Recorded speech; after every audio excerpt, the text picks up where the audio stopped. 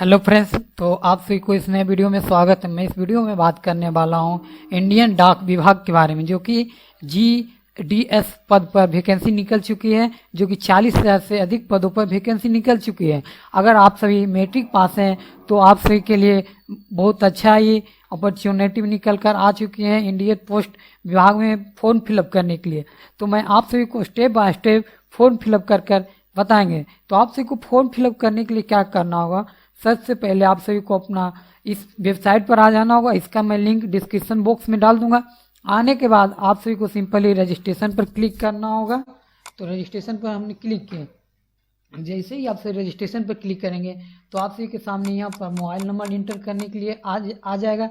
तो सिंपली आप सभी मोबाइल नंबर इंटर कर लीजिएगा और इंटर करने के बाद आप सभी को सिंपली वैलिड नंबर पर क्लिक करना होगा। तो जैसे ही आप सभी वैलिड नंबर पर क्लिक करेंगे तो आपके रजिस्टर्ड मोबाइल नंबर पर एक OTP सेंड कर दिया जाए। जैसे कि मैंने वैलिड नंबर क्लिक किए तो मेरे जो मोबाइल है रजिस्टर, आप से देख सकते हैं यहाँ मेरे मोबाइल पर एक OTP भेज दिया गया है।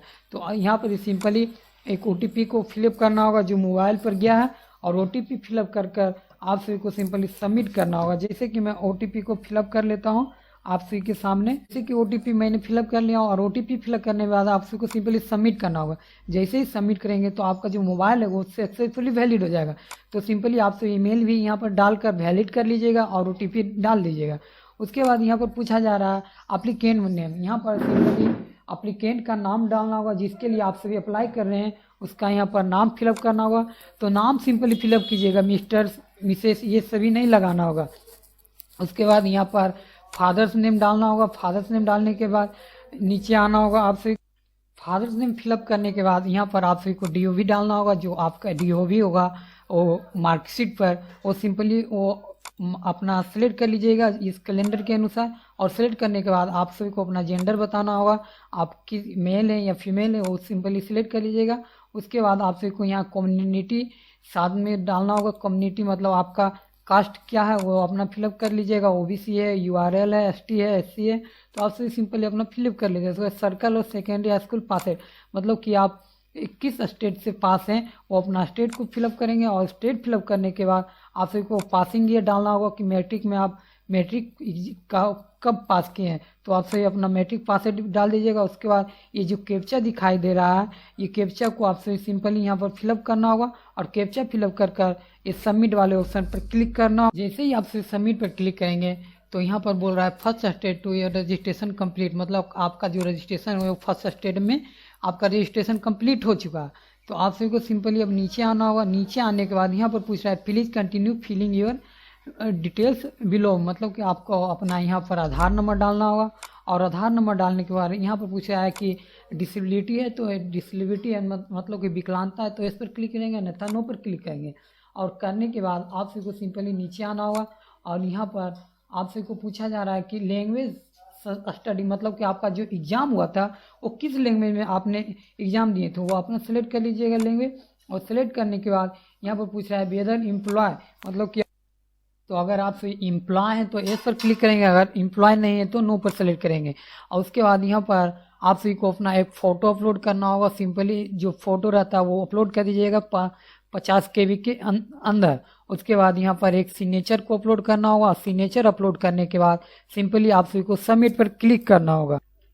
सबमिट पर क्लिक करना होगा। जैसे ही आप सभी सबमिट पर क्लिक करेंगे तो आपका जो प्रीव्यू है वो खुलकर आ जाएगा। तो सिंपली आप सभी को एग्री पर क्लिक करना होगा। एग्री पर क्लिक कर आपको सबमिट पर क्लिक करना होगा। जैसे ही आप सभी सबमिट पर क्लिक करेंगे तो आपका जो रेफरेंस ID है वो आप सभी को सिंपली मिल जाएगा।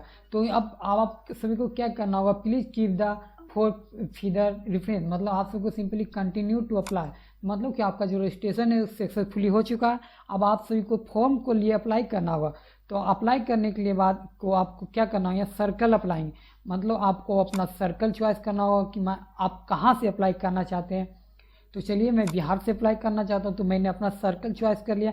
आप किसी भी स्टेट से आते हैं वो कर सकते हैं, आप किसी भी स्टेट को चॉइस कर सकते हैं। तो मैंने सबमिट को क्लिक किए। जैसे ही सबमिट पर क्लिक करें तो हमारे जो रजिस्ट्रेशन के वक्त मोबाइल नंबर दिए थे उस पर एक OTP सेंड कर दिया गया। तो उस OTP को हमें फिलअप करना होगा। तो चलिए मैं यहाँ पर OTP को फिलअप कर लेता हूँ। जो कि मेरा OTP आ चुका है मेरे रजिस्टर्ड मोबाइल नंबर पर, जो कि मैं रजिस्ट्रेशन के टाइम दिए थे। OTP फिलअप करने के बाद यहाँ पर ये कैप्चा जो दिखाई दे रहा है, ये कैप्चा को सेम टू सेम फिलअप करने के बाद यहाँ पर फिलअप कर दीजिए। उसके बाद नेक्स्ट पर क्लिक करेंगे। जैसे ही आप नेक्स्ट पर क्लिक करेंगे तो आपका जो डिटेल्स था वो खुलकर आ जाएगा। अब आप सबको सिंपली यहाँ पर अपना एड्रेस डालना होगा। यहाँ पर मतलब कम्युनिकेशन एड्रेस डालिएगा, मतलब कि जो कि आपका ये कोई चीज़ इस पर भेजा जाए तो सिंपली आ जाए। तो चलिए मैं अपना एड्रेस को यहाँ पर आपको अपना विलेज बताना होगा, डिस्ट्रिक्ट बताना होगा, मतलब आपका पंचायत, फिर आपको अपना विलेज बताना होगा। मतलब यहाँ पर अपना विलेज की जगह यहाँ पर पता है, यहाँ पर आप अपना हाउस नेम भी डाल सकते हैं। मतलब कि आपका जो विलेज में होता है कि हाउस नंबर से जाना जाता है, वो हाउस नंबर डाल दीजिएगा। अन्यथा आप सभी सिंपली यहाँ पर फादर्स नेम भी फिलअप कर देंगे तो वो भी बेस्ट रहेगा। तो वो फिलअप करने के बाद डिस्ट्रिक्ट बता देना होगा एक, उसके बाद विलेज, उसके बाद पंचायत, उसके बाद पिन कोड डालने के बाद तो सिंपली आप अपना एड्रेस फिलअप कर लीजिएगा जैसे कि मैंने फिलअप किया। फिलअप करने के बाद अगर परमानेंट एड्रेस और कम्युनिकेशन एड्रेस अगर आपका सेम है तो सिंपली आप सभी को सिंपली सेम पर क्लिक करना होगा। जैसे ही क्लिक करेंगे तो इधर भी आपका ये एड्रेस उग जाएगा। उसके बाद आप सभी को सिंपली नीचे आना होगा। नीचे आने के बाद यहाँ पर दिखाई दे रहा है कि आपका जो 10th पास है वो आप किस बोर्ड से पास किए हैं, वो अपना बोर्ड बताइए। जैसे कि हमने बिहार से पास किए तो मैं Bihar school examination board Patna डाल दिया हूँ। और उसके बाद यहाँ पर आपका जो बोर्ड के अनुसार जो का मार्कशीट रहेगा यहाँ पर आपका शो कर देगा। मार्क्स या CP रहेगा तो CGP आपका शो कर देगा। तो सिंपली मार्क्स पर जैसे ही क्लिक करेंगे तो आप सभी के सामने ये डालने के लिए आ जाएगा। मतलब कि आपके इंग्लिश में कितना नंबर आया तो वो डालिएगा वहाँ। उसके बाद डालने के बाद यहाँ पर जो आपका एक हिंदी लैंग्वेज रहता है, मतलब कि आपका जो कंपलसरी लैंग्वेज है वो आप अपना सेलेक्ट कर लीजिएगा। और उसके बाद डालने के बाद यहाँ पर 100 में कितना नंबर आया वो डालिएगा, मैथ में कितना नंबर आया, साइंस में कितना नंबर, वो डालने के बाद एक यहाँ पर और कंपलसरी नंबर रहता है। तो जैसे कि बिहार वाले के लिए संस्कृत चलता है तो आप सिंपली संस्कृत सिलेक्ट करेंगे। आपका उर्दू है, हिंदी है, जो है आप सभी सेलेक्ट कर दीजिएगा। और फिर आप सभी को बताना होगा कि आपका जो संस्कृत में कितना नंबर आया वो डालने के सभी को अपना नंबर बता देना होगा। नंबर बताने के बाद आप सभी को क्या करना होगा, यहाँ जो CGP लिखा हुआ है स्कोर, यहाँ पर अगर आपका CGP वाला है तो आप सभी फॉर्म को फिलअप करेंगे। अगर आप सभी कोई अदर बोर्ड से आते हैं जैसे परसेंटेज वाला है तो परसेंटेज वाले ऑप्शन में आप सिंपली इसे खाली छोड़ दीजिएगा। और खाली छोड़ने के बाद आपको सभी को सिंपली सेव एंड कंटिन्यू पर क्लिक करना होगा। जैसे ही सेव एंड कंटिन्यू पर करेंगे तो आपका जो एप्लीकेशन फॉर्म है वो फिलअप हो जाएगा। और यहाँ पर सेलेक्ट डिवीजन अप्लाइंग, मतलब आपको अपना डिवीजन सेलेक्ट करना होगा। मतलब आप कहाँ से अप्लाई करना चाहते हैं, किस स्टेट के लिए और किस डिस्ट्रिक्ट में, तो आप सभी अपना कर लीजिएगा सेलेक्ट। मैं पटना सेलेक्ट कर लिया हूँ। जैसे कि आप सभी देख सकते हैं कि बिहार में किस डिस्ट्रिक्ट में कितना सारा पोस्ट है वो आप सभी देख लीजिएगा। मैं एक नोटिफिकेशन का सारा मैं रिव्यू लाऊंगा, उसमें हम आप सभी को सारा बताएंगे। तो आप सभी को जैसे कि आप अपना जैसे कि जो आपको अपना डिवीज़न है वो सेलेक्ट कर लीजिएगा। और सेलेक्ट करने के बाद आप सभी को अब आपके डिवीज़न में जितना भी सर्कल रहेगा वो खुल कर आ जाएगा। तो आप सभी को यहाँ पर प्रेफरेंस डालना होगा। मतलब कि ये पटना डिवीज़न अख्तियार है, इसमें आप मतलब प्रेफरेंस देना चाहते हैं 1 या 2, तो आप सिंपली अपना प्रेफरेंस बताएंगे। मैं इसको 1 में रखना चाहता हूँ और इसका 2 प्रेफरेंस में रखना चाहता हूँ, फिर यहाँ पर 3 प्रेफरेंस।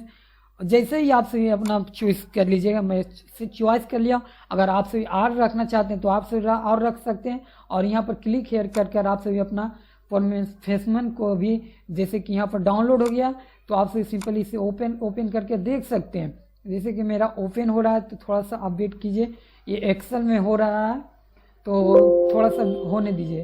तो इसे मैं ऐस कर देता हूँ, ये नहीं खुल रहा है। ये देखिए खुल गया है सारा, आप सब ऐसे ही देख लीजिएगा। तो मैं इसे म्यूट करता हूँ। तो जैसे ही आप सब प्रेफरेंस डालेंगे, प्रेफरेंस डालने के बाद आप सबको नीचे आना होगा। और नीचे आने के बाद यहाँ पर टर्म एंड कंडीशन को एग्री करना होगा। एग्री करने के बाद यहाँ सेव एंड प्रोसेस पर क्लिक करना होगा। जैसे ही आप सभी सेव एंड प्रोसेस पर क्लिक करेंगे तो आपका जो डाटा है वो सक्सेसफुली सेव हो जाएगा। तो आप सभी को सिंपली ओके पर क्लिक करना होगा। जैसे ही ओके पर क्लिक करेंगे तो आप सभी के सामने फी वंस पेड, मतलब फी पेमेंट के लिए आप सभी को एलिजिबल हो जाएगा। तो आप सभी को सिंपली अपना जो पेमेंट है वो पेमेंट कर लीजिएगा। जैसे कि देख सकते हैं यहाँ पर आपका रजिस्ट्रेशन नंबर सर्च किया जाएगा, यहाँ पर आपका मोबाइल नंबर, आप सभी को सिंपली यहाँ पर जो देख सकते हैं वो कास्ट 100, यहाँ पर फी जो आप सभी के सामने बता रहा है 100 रुपया। तो आप सभी को सिंपली मेक पेमेंट पर क्लिक करेंगे और मेक पेमेंट पर क्लिक करने के बाद आप सभी जिस भी माध्यम से अपना पेमेंट करना चाहते हैं वो पेमेंट कर लीजिएगा। चलिए मैं QR कोड के माध्यम से करना चाहता हूँ, तो यहाँ पर देख सकते हैं भीम UPI और यहाँ पर मैं UPI सेलेक्ट कर लेता हूँ। तो मेरा ये QR कोड शो हो गया, तो इसे स्कैन कर आप सभी पेमेंट कर लीजिएगा और पेमेंट करने के बाद आपका जो रिसीविंग है वो सक्सेसफुली डाउनलोड हो जाएगा। तो आप सभी ऐसे ही फॉर्म को फिलअप कर लेंगे। अगर हमारी जानकारी अच्छी लगे तो हमारे चैनल को सब्सक्राइब करें। Thank you for watching this video.